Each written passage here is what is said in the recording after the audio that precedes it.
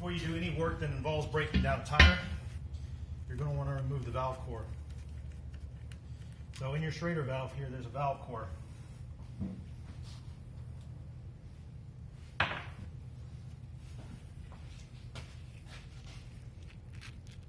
looks like that. That's what actually holds the air in and only lets it out whenever this button's pressed. So you gotta pull that out. If you have a tire kit, there's likely one in there. Probably like a multi-tool. But basically, it'll be notched. Let's see if I can get a good view of that.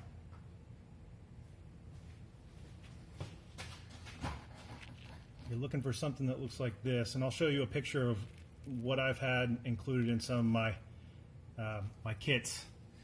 But basically, that's what you're using. That just goes in there and it drives it out. I wouldn't try using anything else like needle nose pliers because you might mess up the threads inside the Schrader valve.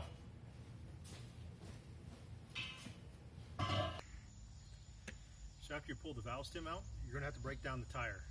The beads on both sides of the tire hold onto the rim pretty tight, and some rims will actually have a lip in there that holds the tire in place. Let's let you air down to lower pressures without having to have a bead lock to lock the bead in. So in order to do this, I found when you're doing this yourself and don't have a tire machine, high lift jack works pretty well. I used to use the front of a tractor to do this because you can come right up under the frame.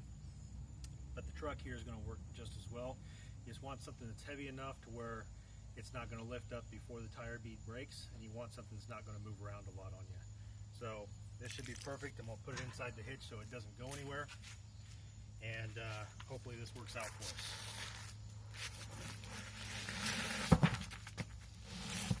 Line that up underneath there where you're close to the bead. One up. You want to get as close to the bead as possible with the base of your jack. And I'm using a high lift because a lot of people do have these.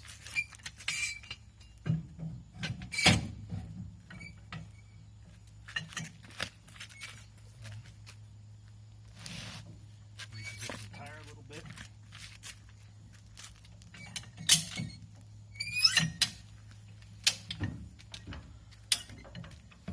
With the valve stem out, you're going to hear it pushing a little bit of air out. If you don't have the valve stem out,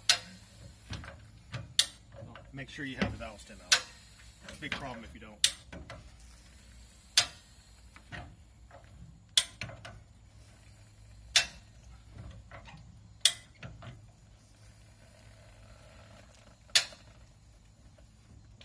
I've got my hand up here. Protect the bed of the truck. See there, the bead of the tire just broke. That's what you want. You have to do that on both sides too. If I took this in there right now, I get one side off. The other side would still be a problem. If you're worried about the face of the rim or something like that, you can set a piece of wood underneath of it, piece of cardboard, whatever you think will be sufficient to protect the rim. These already have a lot of rock rash, so I'm not too concerned.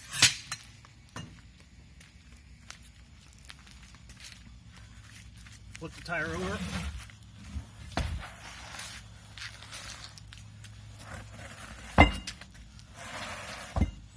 Lined up about the same area.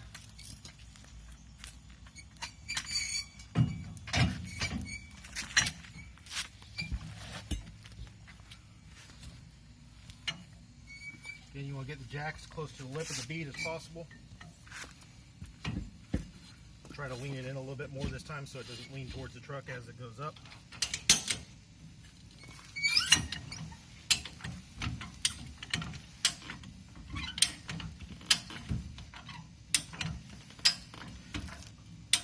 It looks like the jack's going to lean that way anyway.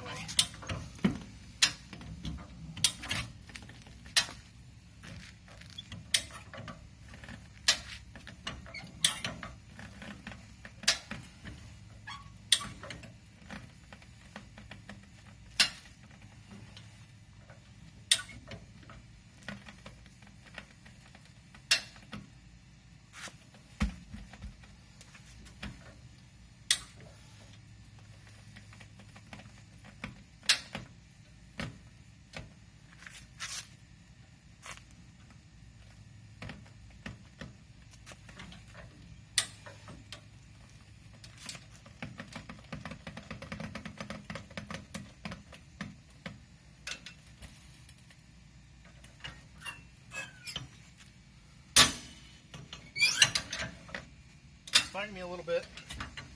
I think a lot of what's happening is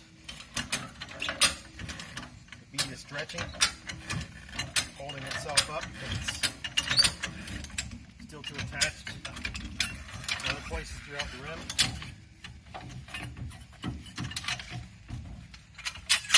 So in that case, we'll rotate the tire a little bit so that I've got a little bit of slack to play with.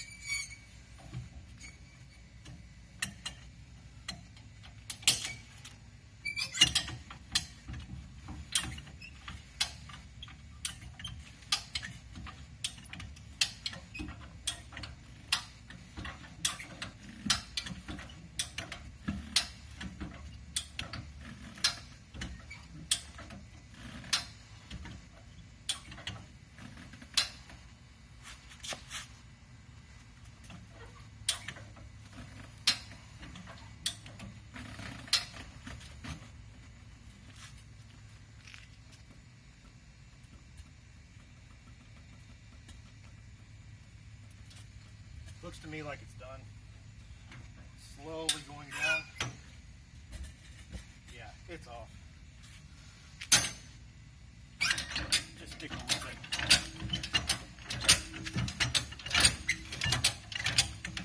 And if you're having issues, you can spray it down with soapy water.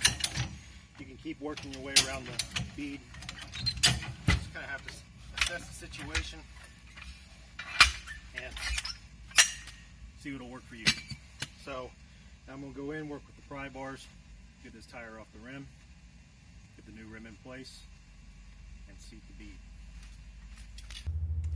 So here's my last tire of the 5. The other 4 hopefully give me a little bit of experience that I can use to get this thing broken down fast enough to get it into a video. Already broke it down with the high lift outside. I just showed you that. Sorry for all these laying around here. I'm working on bumpers at the same time, so got grinders and all kinds of stuff out.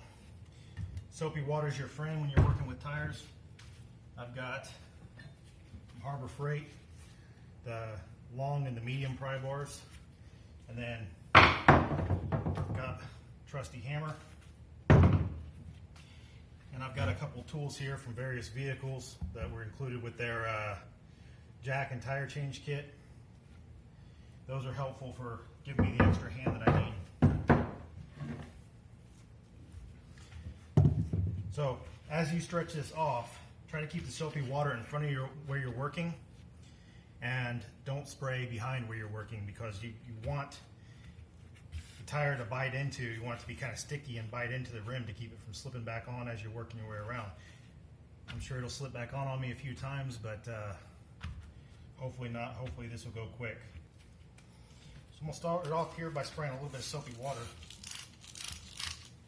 I'm going to work my way clockwise from about the 6 o'clock position all the way around. I'm going to leave, if this is a clock face, I'm going to leave the right side. So 12 through 6 o'clock, I'm not going to spray down yet, because I don't want it slipping back over the rim as I work it off on the other side.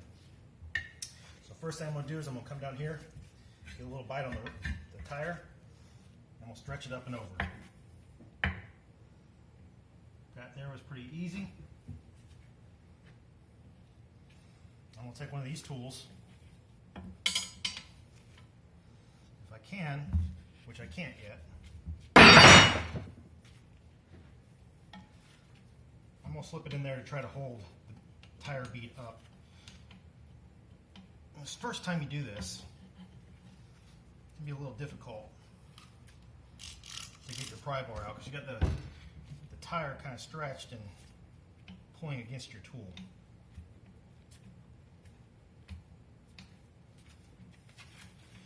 As I work through this, I will let you know that everything you see in this video can be dangerous. It can damage your rims, and it can damage your tire and your tools.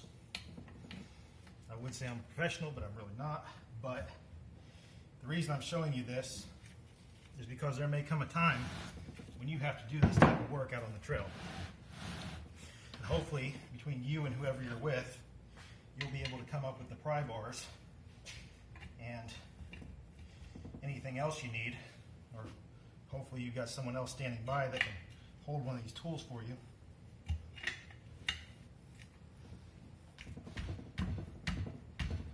Maybe all you have, and you gotta change your tire with it. So after I get a bite here, there's going to be a little bit of room that opens up in the rim there. I'm going to come in and kind of hammer this in, get it wedged up under the tires. I'm going to twist it up and use that to work off. And as I work around, this is going to become easier and easier to the point where I don't need the hammer anymore.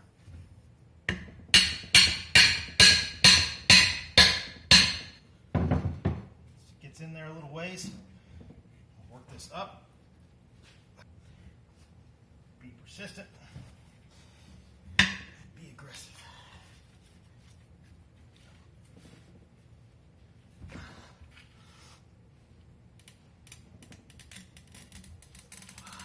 Okay, got my first big bite. Okay, I might be able to get the tool in now. Give me that third hand that I need. Perfect. Basically what I'm doing with that is it's freeing up another pry bar in case I need it in the future. Hopefully with that being stretched out there to hold on. If you can, you can set some weight on there or something like that, but remember, very dangerous. This tire can pull it back down and it can hit you. I got hit in the jaw with this the other day and it did not feel good. So remember, I didn't spray this side. That's going to help that bead kind of bite in right there on the bead of the rim so it doesn't pop back down in there as easy. The side that I'm working on is a little lubricated with soap, which shouldn't make it stretch up and over easier. Not quite there yet. That bite.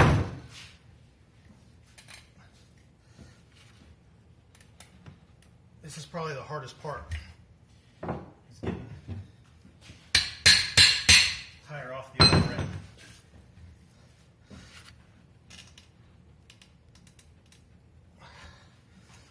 Just going to keep working my way in until I get a small enough bite that I can stretch it up over.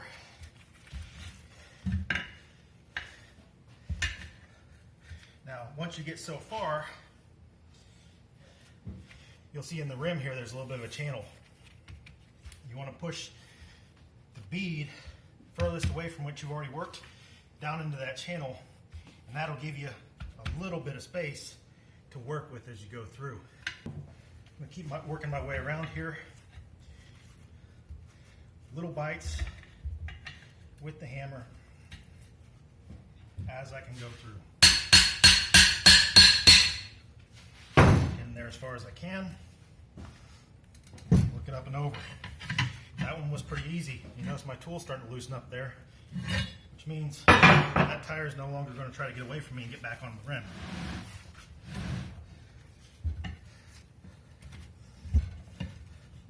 Now, I've gotten far enough to where I don't even have to use the hammer anymore. A little bit of magic here. It's off the bead. All right, now I gotta be careful because I use airsoft pellets, these little ceramic airsoft pellets as balancing media. I use about 9 ounces in these tires, and that keeps them nice and balanced. And if they get a little bit of mud on them somewhere, since these are dynamic, they'll compensate for that mud a little bit and keeps my tires in balance. And I don't have to worry about throwing them off unless I, blow a bead hard enough to dump these out. It's not gonna be like a wheel weight where I can throw it off or knock it off on a rock. So that's why I use these. I don't have a balancing machine. That's one of the reasons I like to do this myself, because it allows me to use those. Okay, so before I pull this rim completely out, let me figure out for sure where my beads are. I'm going to get them away from me here.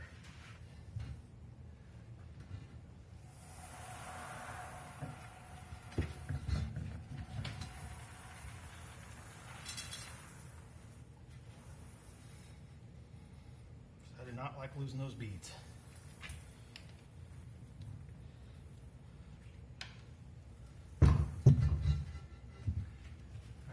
Got those all to the other side there.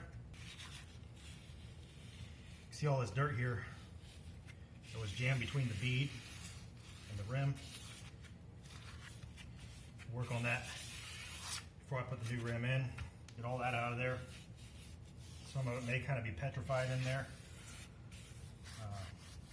Pressure kind of squeezes the moisture out and it becomes rocky in there, so I'll scrape that out with one of the pry bars and then scrub it down with soapy water.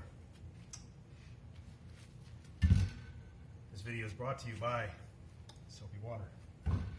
All right, so to get the other side out,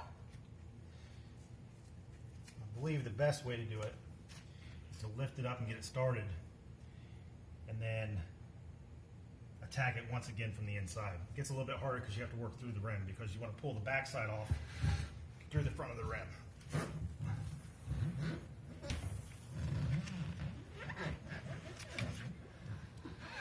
Alright, so what I'm going to do here, again, not a professional, doing what works best for me for today. And as I've done all 4 of these tires, each one has been a little bit different. Alright.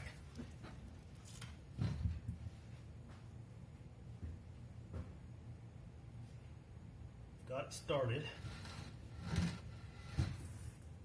Now, what I do on this side, as my memory's coming back to me here, is I get it started like I just did, and then I'll get this small pry bar in there and I'll work a little bit and then get it out as far as I can until it kind of won't let me pull any more off by just working my way around. And then I will come in with the big pry bar again, and kind of like I did from the other side, I'll start taking a little bit bigger bites to work it the rest of the way off. So again, getting it started here is the hardest part.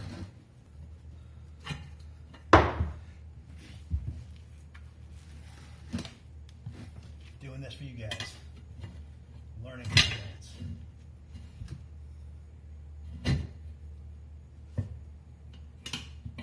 So as I work my way around here, it's going to come off a little bit each time.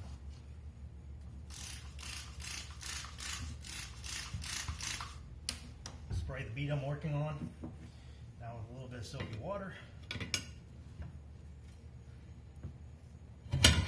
Just keep trying to work my way around.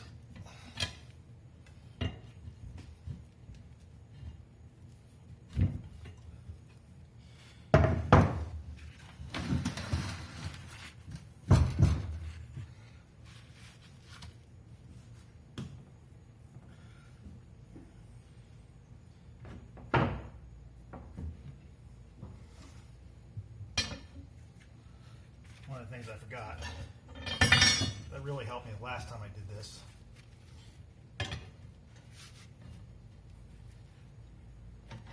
Open this up enough to get this rod in there. Then I can take this rod, I can stick it under the bead on the other side.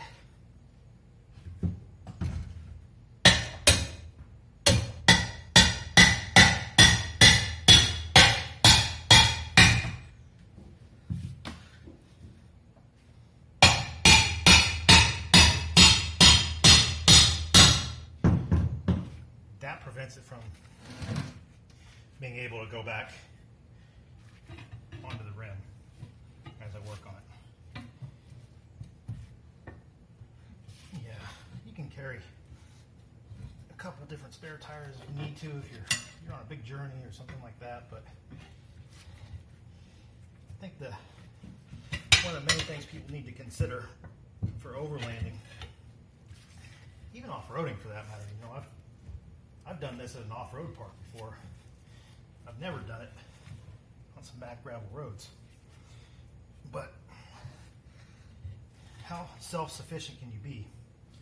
If you can change a tire on a rim, or if you can get in there and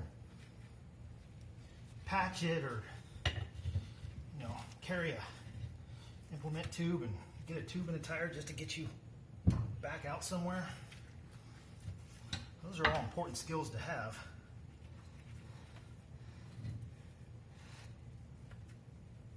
And I really think,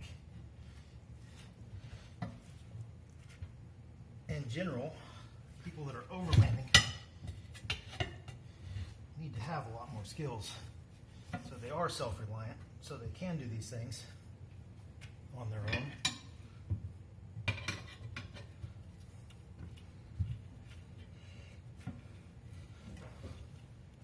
Or with the help of others. This would be a much easier task if I had someone to help me.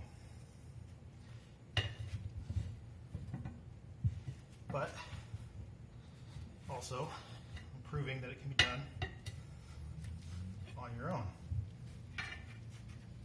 So I still got my bar in there. I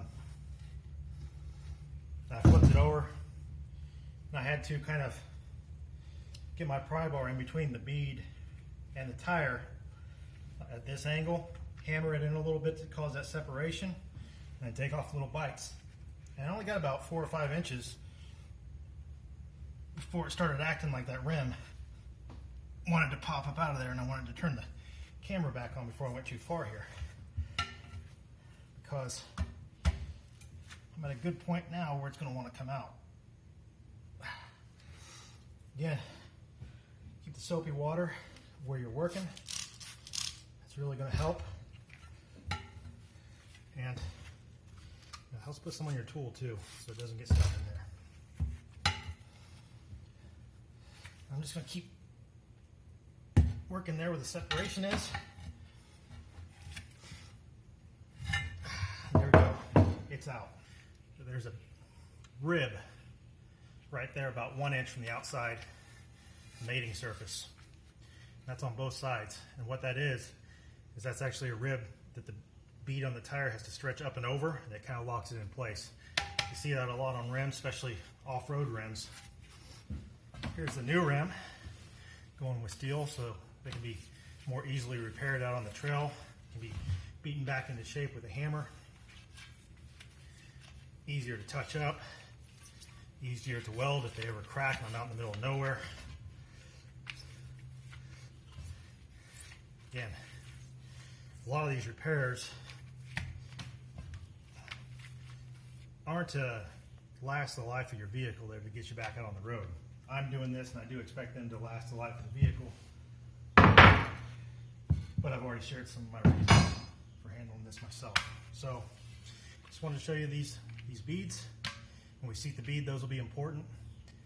Those are also important unseating the bead, because that's why you had to put so much pressure on the tire to get them to pop over that. And once you get it started to pop over that, it comes the rest of the way off. So beverage of choice tonight is Yingling Oktoberfest. It's September 21st right now, and we're in that time of year for Oktoberfest.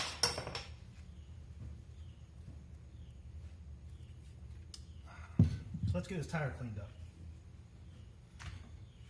So, like I said before, some of this stuff is petrified in here. This one actually doesn't look too bad.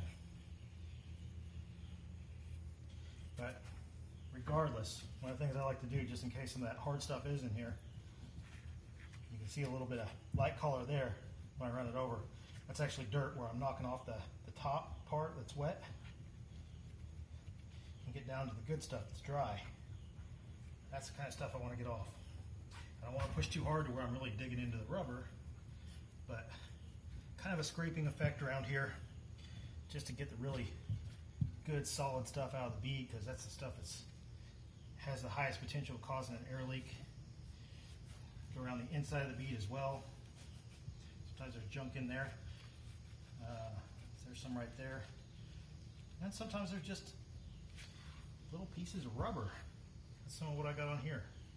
Just pieces of rubber from the manufacturing process that, if they get balled up in there or something like that, that could affect your sealing surface.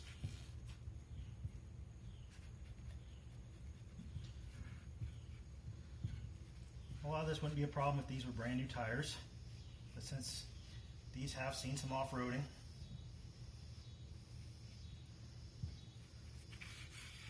it's good to go ahead and take care of that. One last step to clean this up. Yeah, I shouldn't say it's the last step. Take a brush, run this around there. If you have anything that you can clean this up with if you're on the trails, it helps a lot. The last thing you want to do is put a tire on there that's not going to hold a good bead.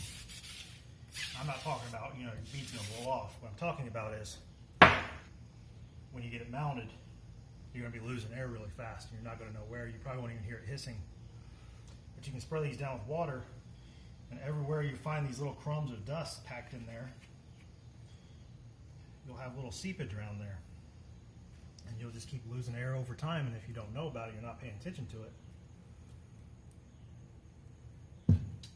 You'll lose more air pressure than your setup can handle, and you'll end up tearing it off the bead. Tearing it off the bead can do damage to your sidewall, do damage to your rim, and pack your rim full of mud, make it almost impossible to reseat the bead. Can cause a lot of problems. So all my beads are on that side, so I'm going to lift them in that direction so I don't dump them out.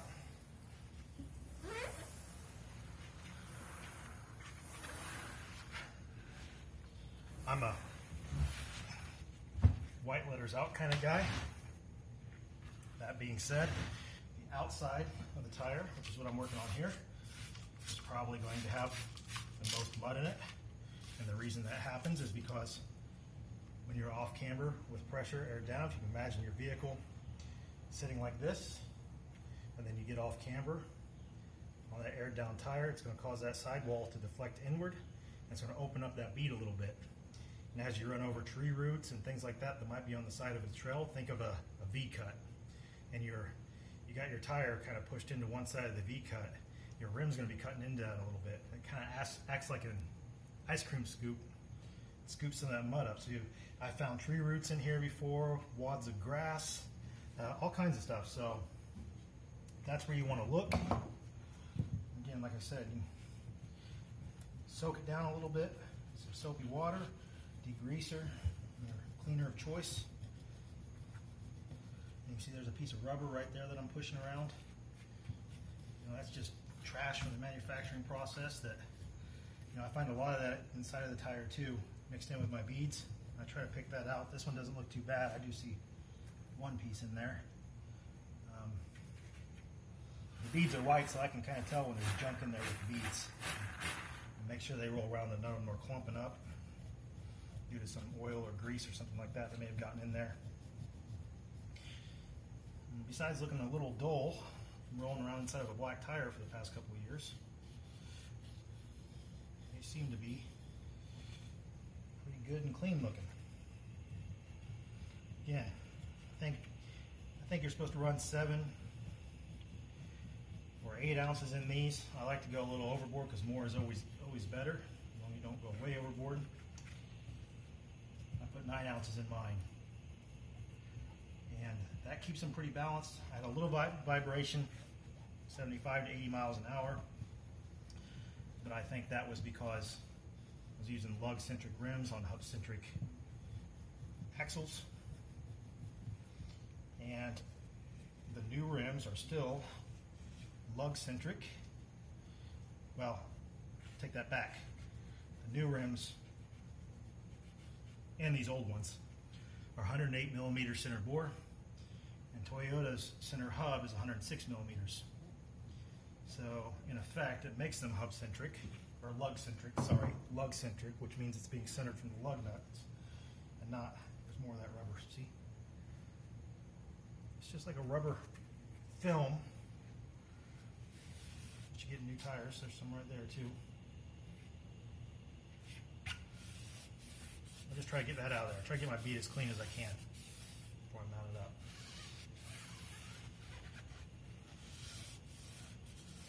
So anyway, 108 millimeter center bore on those rims, 106 millimeter on the Toyotas. So I've got these little hub-centric rings that are basically a millimeter all the way around. They're called 106 millimeter to 108 millimeter hub adapters, but they're just a little plastic ring, and they do make them in aluminum. I just couldn't get them. They weren't in stock when I needed them. Next time I'll go with aluminum. But they don't really support any weight. They just keep your rim centered while you bolt it up. The clamping surface between the bolts and the hub face are what actually supports the weight of the vehicle. But that spacer just makes sure things are nice and centered when you tighten everything up. So I'm going to start with the back side of the tire. I've got to pull the front of the rim through the back side of the tire. The reason why I'm not going to the back side first is because this channel that basically gives you a relief for mounting everything is closer to the front side. So I can work that down in there pretty easily with the back side. And then once the back's fully on, it'll fit down over this part pretty well. And then I'll be working the front down into this channel. And every time I do this, I try to get as much rim inside the tire as possible before I start working with the tools. Best way to do that without dumping my beads is probably flip this over. Make sure you don't spill your beer.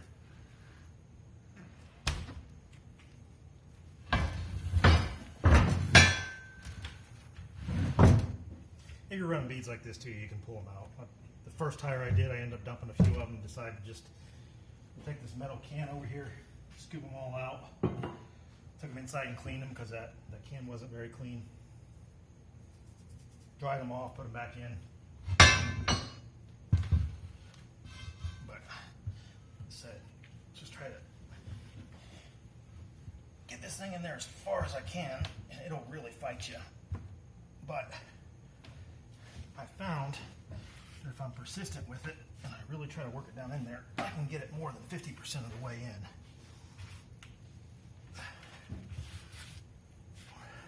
I think I kind of messed myself up by spraying the entire tire down, or the tire rim down. But let's see. That's just one. Slide back in.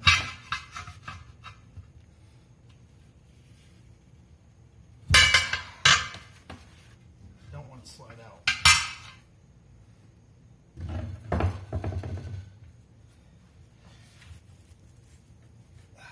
I just want to move a little bit, but whatever.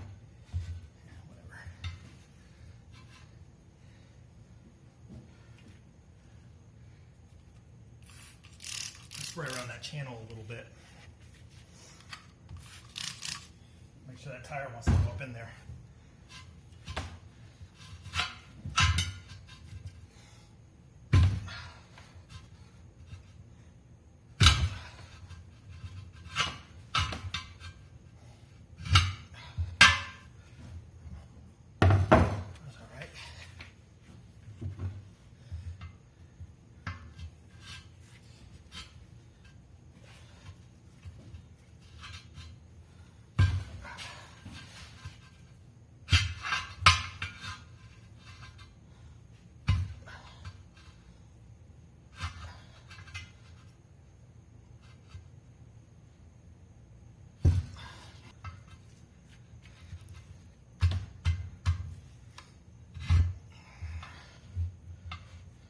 Little by little.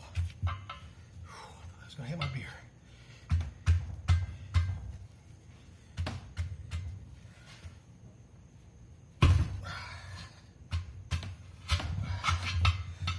Working backwards here.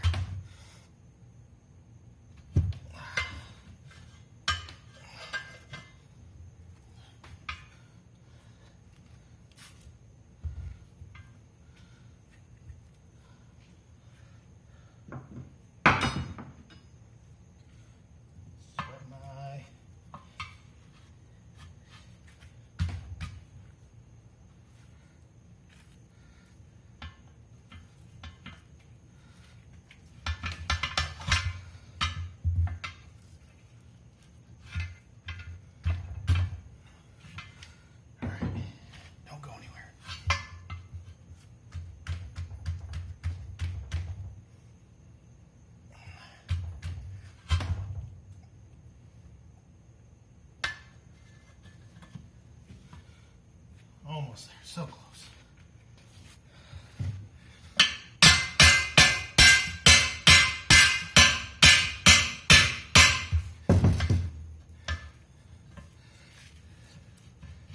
All right.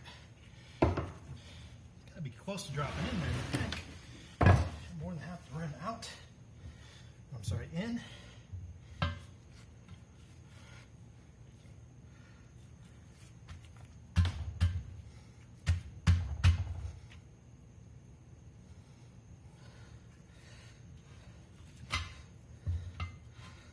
No, I think she's telling me she wants to go on there. There we go. So now we're in the home stretch and we got the final bead. This is the outside bead on the tire here. We got the other side in already. We'll start off by stretching this out and over the bead. I'll give myself a nice big open gap. And we'll take a tool like this. Big screwdriver will work too. But with that gap opened up, I'll drive it all the way down across the other side and wedge it between the bead on the opposite side and the rim. That's going to give me a post to hold the tire in place while I work my way around. So from there, what I'm going to do, take my large pry bar, come up under the rim, stretch it over, and then I'm going to use my smaller pry bar to hold tension on the bead.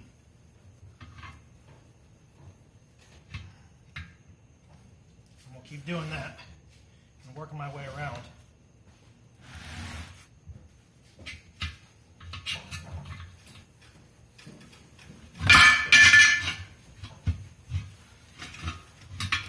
Far as I can, and because I had to reposition the tire, I kind of messed myself up there.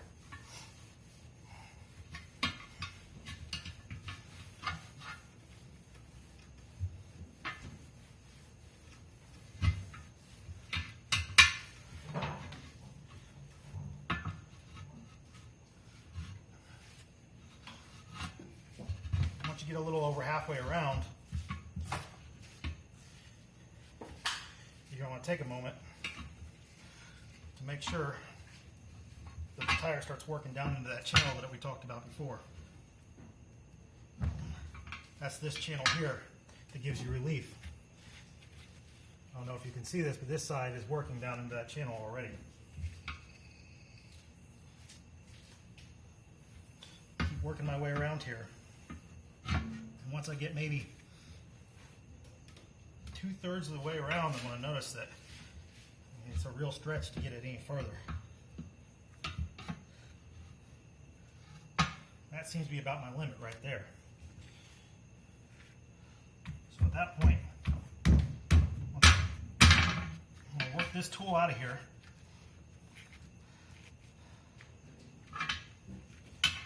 It may help if I hold some tension on that side to give it some relief.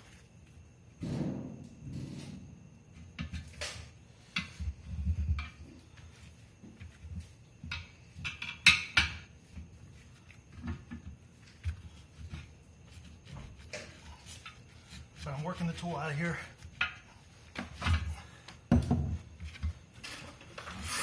I suspect the bead is going to hold on that side now.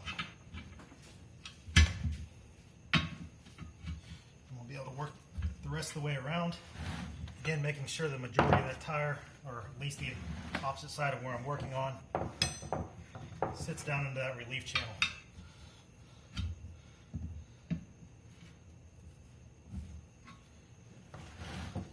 As I get closer and closer, the tire is going to want to start to go onto the rim by itself. Should be getting close to that point. You see there where it's starting to kind of flex itself out and head that direction. So another bite or two, I should be down. There it is. I thought that was it. Shouldn't take much from there. it's on. Now you don't want to push that too far down on there. You want it to have as much of the bead as you can against the mating surface of the rim, and that's going to help it get over that rib that holds the bead in place.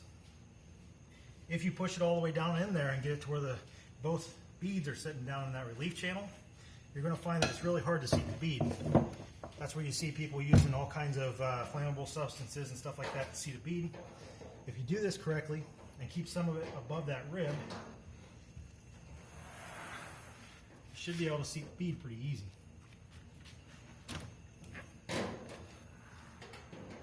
So I like my rims to be in a certain direction. I decided that I'm going to use the crotch of the K there to be my valve stem locator.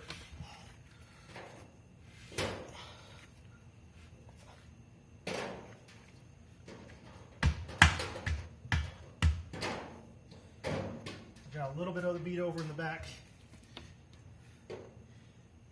of that rib. This side, looks like the bottom down here is over that rib, so I should be okay putting air in it. Make sure your valve stem, the valve core in the middle of the valve stem, is out when you're trying to seat the bead. Pretty much no matter what you do, you're going to have air leaking around the bead. But if you have that valve core out, you're much more likely to be able to seat the bead. At this point, I'm going to kick my compressor on, let it build up all the way. Hopefully someone in your party, if you're off-road or overlanding, has a compressor with a tank that they can air up all the way. That's going to give you the largest rush of air that comes in and helps you seat the bead. So get the air compressor up, and then we'll give that a try. About to seat the bead again. The bead is partially over the rim here at the bottom on the back side. It's kind of at that rib. I think stretched up over it enough that it got started there. The motor stopped. In this phase, we want to definitely have the soapy water around that mating surface of the rim. That's going to help the tire slide into where it needs to be. Also, if you've got a bad leak around the bead that's keeping you from being able to seat the bead, you might get some big bubbles there that show you where your issue is. So for doing this, I like to have some type of locking mechanisms. You know, there's different chucks that you can put on there that lock on. I like this little quick connect one. It's just like the quick connect that you get for hooking up your little accessories, but this one's smaller and made for a Schrader valve. I hate doing this, so I'm going to step back and let this thing go. We should hear two loud pops. One for the back side, one for the front side. Once those two pops are done, you can pull the air hose off, inspect, and make sure it's fully seated. Put your valve back in and set it to the pressure that you desire from there.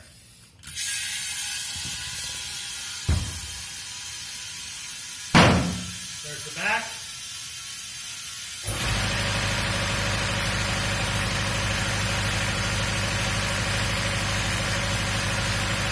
There's the front.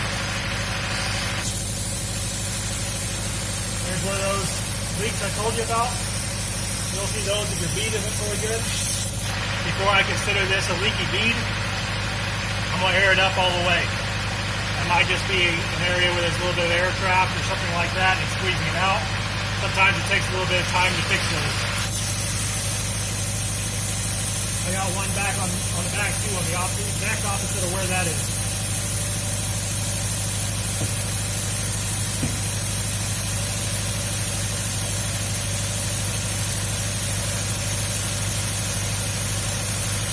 Got my tool. I'm going to set the Schrader valve in the tool and push into the valve and lightly screw in, or lightly press as I screw in. And as soon as I start to see the Schrader valve itself twist a little bit, on a rubber one, you're not going to see this on a metal one, but on a rubber one, when it starts to twist a little bit, that's enough. This is my spare tire, and I'm not going to touch it for a while. I can put up to 50 PSI in these load range D tires, but I'm going to put 35 in here. I run less than that on my truck, but I can always take some out if I have to mount it. Almost looks like those bubbles over there stopped. And they did. See, as I I get more pressure in there, it might clear up some of those leaks. If you get it all the way and it hasn't cleared up, then you might need to investigate and make sure you don't have any junk in there.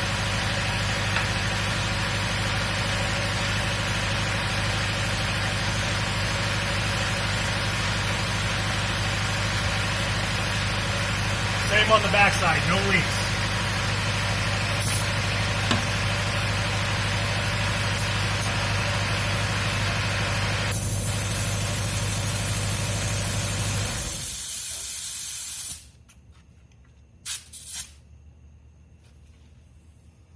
Okay.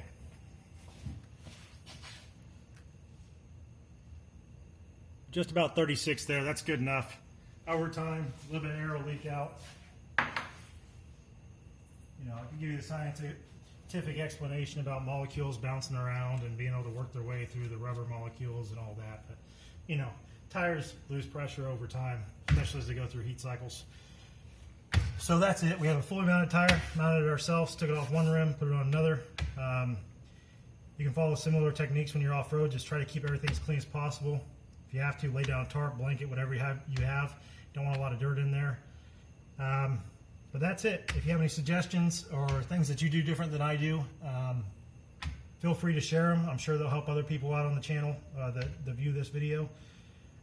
Hopefully this is something you can watch before you go out so you can get an idea of how to do this. Because once you're out in the boonies, you may not be able to get to YouTube to see something like this. So if you enjoy the content, and I don't usually say this, but please like it. Subscribe. You know, I'm getting to the point now where it kind of feels like I don't have that many people watching. Is it really worth doing this and coming up with more ideas and trying to plan trips and all that? I get a little bit of feedback from each video. I feel like I at least help one person with every video because someone will ask questions about where to get a part that I used or something like that. But you know, just a little bit more feedback makes me feel a lot better about these videos and makes me want to take more time to do it to help more people out. So please like and subscribe. I understand why people say that now. Not looking to get rich off YouTube or anything like that, but I do want to know that this is at least helping people and this is content that people want to see. So thanks for watching. I'll see you next time.